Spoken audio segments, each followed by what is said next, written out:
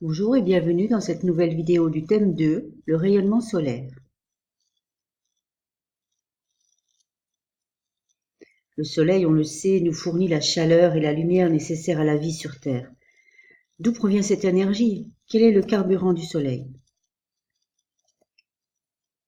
Revenons tout d'abord sur les origines du soleil. Notre soleil s'est formé il y a environ 4,5 milliards d'années dans le bras d'Orion, situé dans notre galaxie la Voie lactée. Il est né quand un nuage de poussière et de gaz connu sous le nom de nébuleuse solaire s'est effondré sur lui-même. Lors de la formation de la matière qui avait été condensée en une boule de gaz de feu est devenue notre Soleil. La nature ardente du Soleil, combinée à la force gravitationnelle et à un champ magnétique intense, lui ont permis de devenir le cœur de notre système solaire. Le Soleil peut être divisé en 6 couches ou régions: la couronne, la chromosphère, la photosphère, les zones convectives et radiatives, et enfin le noyau. En ce qui concerne la composition en éléments chimiques, il est composé de 91% d'hydrogène, de 8,9% d'hélium et de 0,1% d'éléments plus lourds comme le carbone et l'azote. En raison des températures extrêmes du Soleil, ces éléments restent dans une phase qui s'apparente au gaz, qui s'appelle le plasma.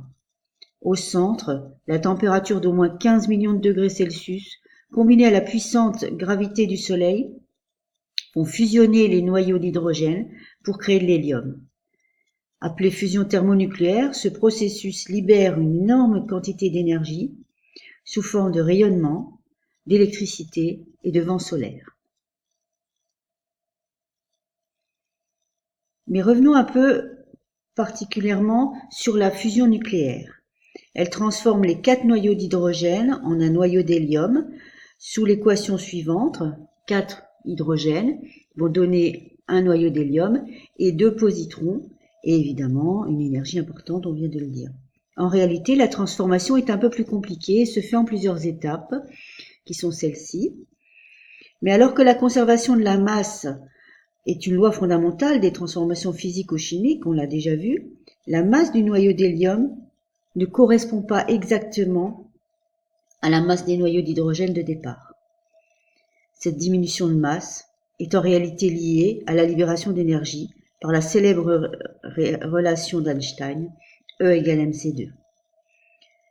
Alors dans cette relation, E c'est l'énergie libérée en joules, m c'est la masse en kilogrammes, c c'est la vitesse de la lumière, attention à ne pas oublier que c'est au carré, et la vitesse de la lumière, il faut connaître par cœur, c'est 3 × 10 puissance 8 mètres par seconde. On pourrait aussi rappeler le lien qui existe entre puissance et énergie. Puissance, c'est l'énergie divisée par le temps. Même si la température à la surface du Soleil est beaucoup plus faible qu'en son centre, elle n'en est pas moins d'environ 6000 Kelvin. Pour connaître cette température, on a vu en secondes qu'il faut analyser le spectre du Soleil. Pour cela, on va l'assimiler à un corps noir qui absorbe l'intégralité du rayonnement qu'il reçoit et réémet une partie. D'après la loi de Planck, le spectre d'un corps noir ne dépend uniquement de sa température de surface. Vous voyez, différentes courbes. Et donc cette allure, ça s'appelle un profil spectral, ne dépend que de la température. La longueur d'onde du maximum d'intensité lumineuse est notée lambda max. Prenons ici, on prend le maximum d'intensité lumineuse et on peut ensuite repérer, déterminer la valeur lambda max. Et on s'aperçoit que la valeur de lambda max va diminuer lorsque la température augmente. Donc nous, on va faire l'inverse, on va augmenter lambda. Vous voyez ici, on augmente la valeur de lambda et on s'aperçoit que la température diminue.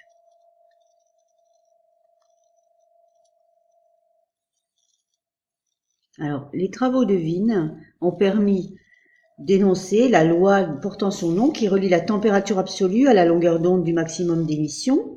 Donc lambda max égale 2,910-3 sur grand T. Lambda max, c'est une longueur, donc c'est en mètres. Grand T, c'est une température, mais cette fois-ci, ce n'est pas des degrés Celsius, ce sont des Kelvin. Et on peut transformer cette relation en lambda max fois t égale 2,9 10-3, ou alors, si on cherche à calculer grand t, t égale 2,9 10-3 sur lambda max. Donc, intéressons-nous un petit peu au profil spectral du Soleil. Donc ici, voilà, on l'a sous les yeux. On cherche le maximum d'intensité lumineuse, c'est ici par là, et on peut déterminer alors lambda max.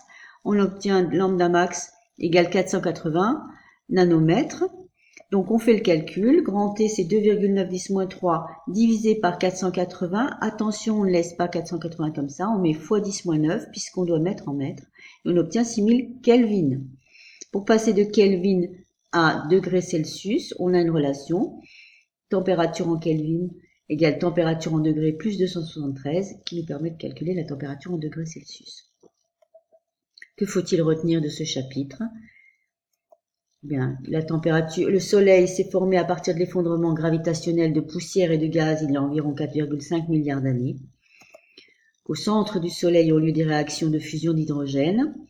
Donc voici l'équation qui n'est pas à retenir. Il faut juste retenir qu'une fusion, ce sont des noyaux légers qui vont former des noyaux plus lourds. La perte de masse lors de cette réaction, c'est ce qui est transformé en énergie suivant la relation E égale mc2, m étant la différence de masse qu'il y a dans cette réaction. La puissance libérée s'exprime par la relation P égale E sur delta T. Tout corps dense chauffé émet des ondes électromagnétiques dont les longueurs d'onde dépendent de la température. Ça, c'est déjà vu l'an dernier. Un corps noir, c'est un objet qui absorbe tout le rayonnement thermique qu'il reçoit. Et lorsqu'on parle de corps noir, on peut dire que la longueur d'onde de son maximum de rayonnement, lambda max, en mètres, est liée à la température absolue en Kelvin de la surface du corps par la loi de Wien.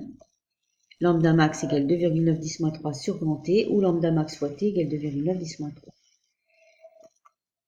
Merci de votre attention et à bientôt.